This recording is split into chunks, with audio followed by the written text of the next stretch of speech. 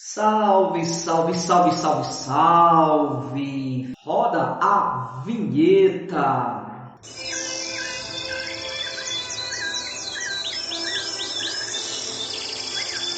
Nessa terceira e última videoaula sobre biodiversidade, nós vamos estudar sobre as células, que vai ser tão importante no nosso estudo do sétimo ano.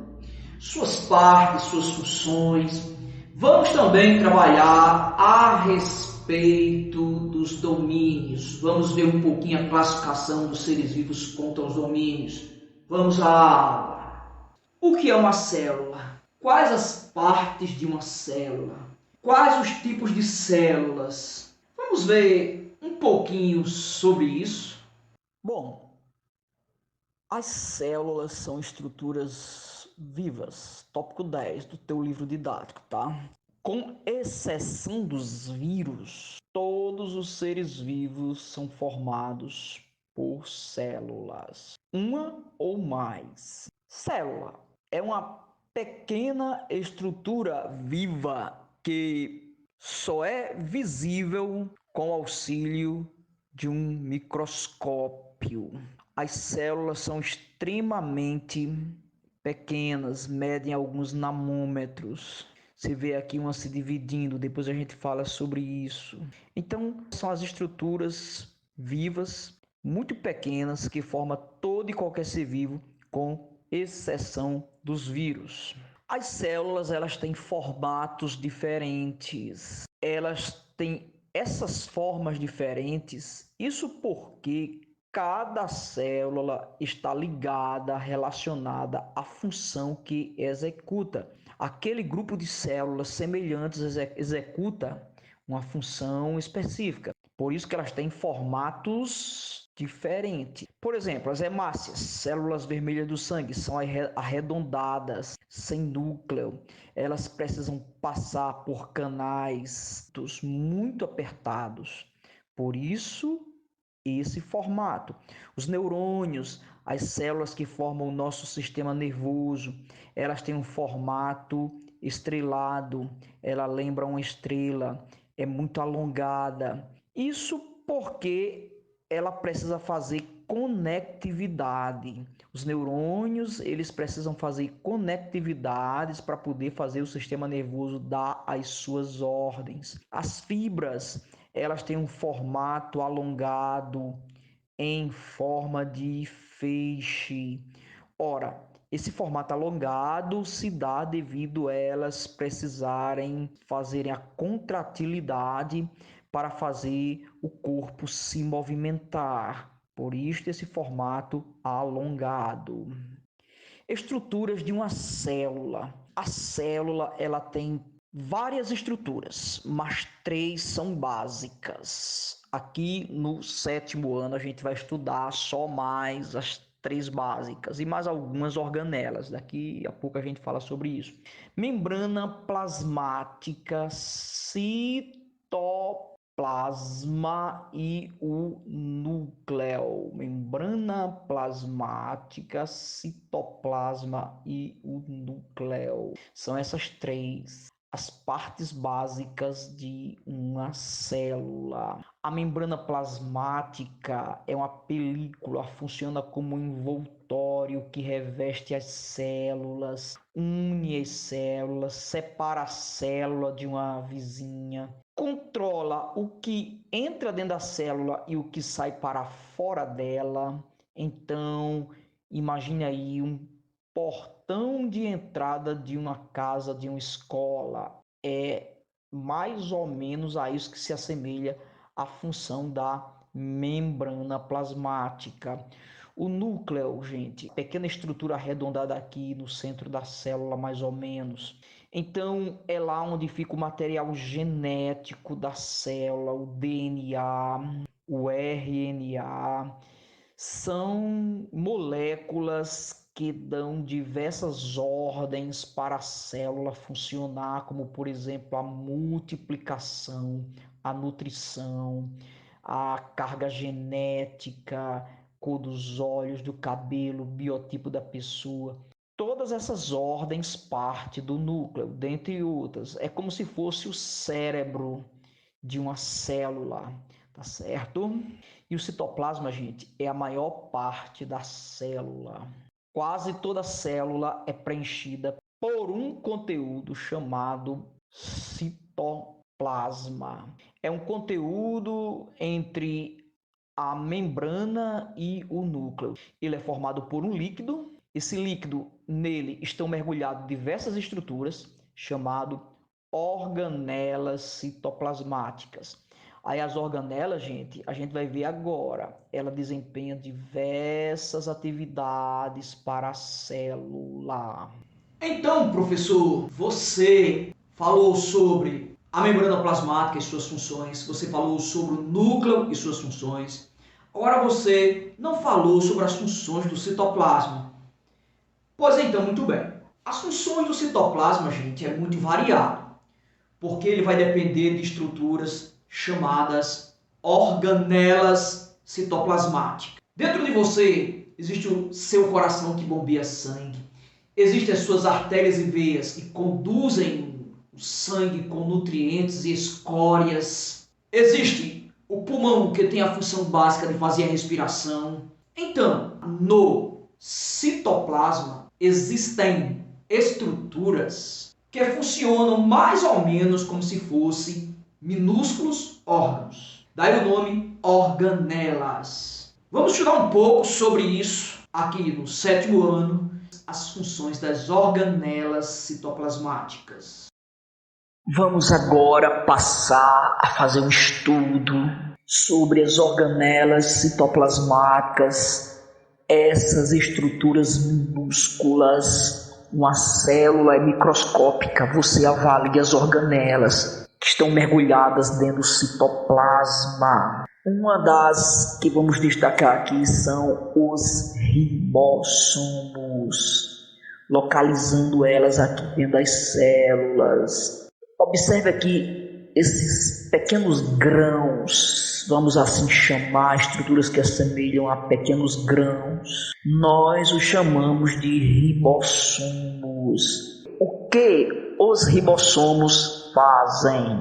Essas estruturas são responsáveis para a síntese, produção de proteínas necessárias ao funcionamento do nosso organismo. Por exemplo, crescimento e reparo das células, graças às proteínas, fatores, funções como essas são possíveis. Então tu vê aí a importância dos ribossomos. Outro grupo de organelas que merece nosso destaque são os retículos endoplasmáticos. São essas estruturas aqui, ó, que você está vendo em forma de canais, nos lembra minúsculos canais. Existem dois tipos, pode ver que esse aqui, ó, tem ribossomos, aquele que eu expliquei anterior que sintetiza proteínas. Aqui tem ribossomos grudados, aderidos. Esse aqui não tem ribossomos.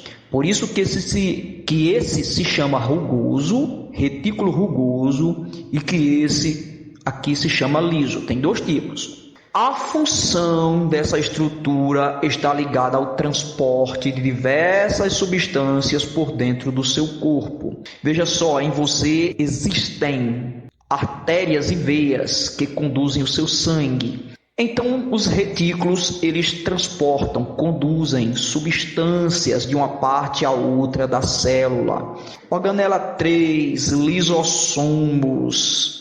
Os lisossomos, gente, eles eliminam as substâncias tóxicas do seu organismo, do interior da célula. Os lisossomos removem partes que estejam desgastadas, também digerem substâncias úteis às células. Então, os lisossomos estão mais ligados à digestão intracelular, dentro da célula.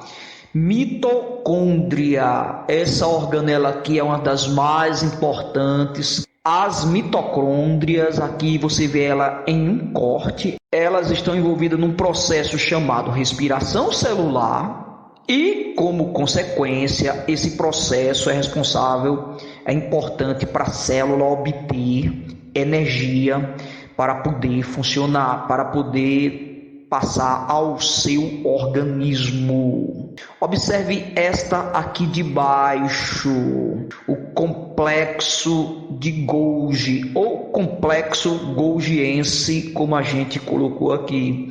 Gente, depois das substâncias produzidas, fabricadas, então o excesso fica armazenadas nesses canais aqui do complexo de Golgi, armazena proteínas e diversas outras substâncias para posteriormente serem usadas pelas células.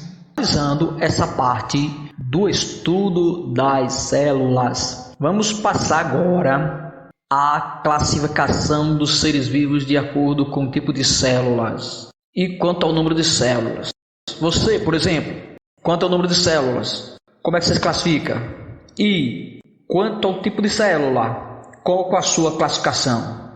Quanto ao número de célula, nós podemos classificar os seres vivos em dois grupos. Existem os seres pluricelulares e os seres unicelulares. Os seres pluricelulares, você já conhece bem, porque você estuda isso desde os primeiros anos de sua carreira. São seres que possuem milhares de células, uma grande quantidade delas. Árvores, animais, de um modo em geral, humanos, fungos como cogumelos são pluricelulares, que são os fungos que têm milhares de células.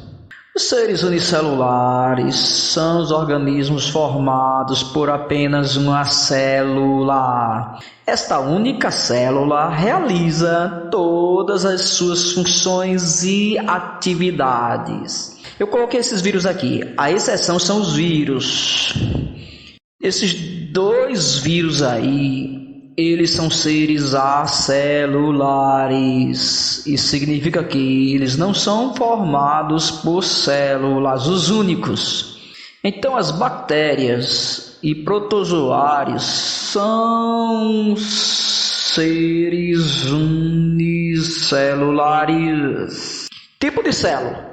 Quanto ao tipo de célula, os seres vivos também são classificados em dois grupos. Existem os seres eucariotos e procariotos, ou procariontes, como eu gosto de chamar, e eucariontes. Seres procariontes são aqueles seres unicelulares formados por uma célula.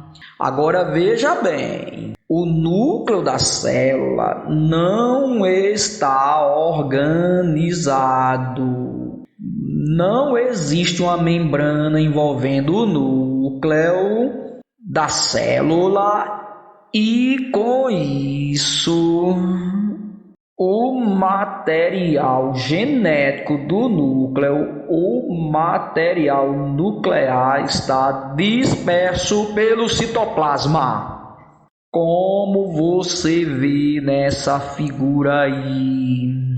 Veja que o núcleo, o material nuclear, está disperso pelo citoplasma. Bactérias e cianobactérias, os reinos mais simples, são exemplos. Seres procariontes. Seres eucariontes agora, ou eucariotos. Observe que nesse tipo de célula o núcleo está bem individualizado, bem organizado. Tanto tem eucariontes unicelulares como pluricelulares. Nessas células o núcleo núcleo é envolvido por uma membrana chamada membrana nuclear. E essa membrana organiza o material dentro do núcleo. Ele não fica disperso como nesse outro exemplo aí que você está vendo. O material genético fica guardadinho dentro do núcleo. Isso porque existe uma membrana chamada membrana nuclear eucarioteca envolvendo os núcleos. Animais, vegetais, fungos são seres eucariontes. Tem o núcleo da célula bem organizado. Você, por exemplo, é um ser pluricelular e o seu tipo de célula é eucarionte. Estudamos, de um modo em geral, diversas classificações. Agora, faltou mencionar a mais importante. Atualmente, os seres vivos são classificados em domínios. Antes, se estudava mais os seres vivos em reinos. No entanto, estuda-se atualmente que em vários reinos existem diversos outros sub-reinos. Assim, dessa forma, atualmente, a melhor forma de estudar os seres vivos são os domínios, que a gente vai utilizar neste livro didático. Importante destacar que o critério básico para essa classificação em domínios diz respeito ao grau de evolução dos seres vivos. São 3 os domínios: o domínio bactéria, o domínio arquea e o domínio eucária. Vamos ver superficialmente como é a classificação desses domínios. Depois, de uma forma mais avançada, vamos estudar detalhadamente esses domínios. Domínio 1. Domínio bactéria. Pertencem a esse domínio os seres menos evoluídos formados por célula, ou seja, todos os seres unicelulares com tipo de célula procariotos ou procariontes. São chamados genericamente de bactérias. Esse domínio abriga diversos outros reinos. Você vê aqui na foto os principais representantes desse reino: as bactérias, os seres formados por células mais simples. O domínio arquea, constituído por seres unicelulares procariotos, são representados principalmente pelas algas azuis. Seres fotossintetizantes são os principais representantes. O domínio mais evoluído é o domínio eucária. Terceiro domínio é formado pelos seres pluricelulares, todos com células eucariontes. Abrange o reino dos fungos, abrange o reino das plantas, abrange o reino animal, dentre outros reinos, como o reino dos protistas. É o domínio de seres mais evoluídos. Você vê aqui os principais representantes do domínio eucária, entre eles nós, seres humanos. Tchau!